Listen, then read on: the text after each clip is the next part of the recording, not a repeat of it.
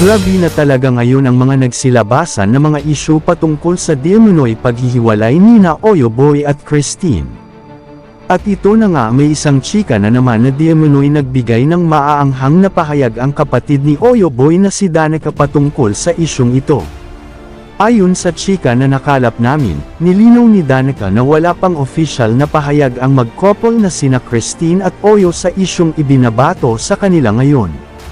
Ngunit nag-iwan naman daw ng mensahe si Danica, at ito ay kung anuman ang desisyon ng dalawa ay wala na di umano tayong pakialam sapagkat sila lang naman ang may totoong alam kung paano nila aayusin ang kanilang problema kung ito man ay totoo. Ayon pa sa chika, labas naman daw si Danica sa isyu ng mag-asawa dahil gusto lang naman niya na maayos ang lahat sa mabuting usapan dahil naging mabuting kaibigan naman daw niya si Christine sa kanya.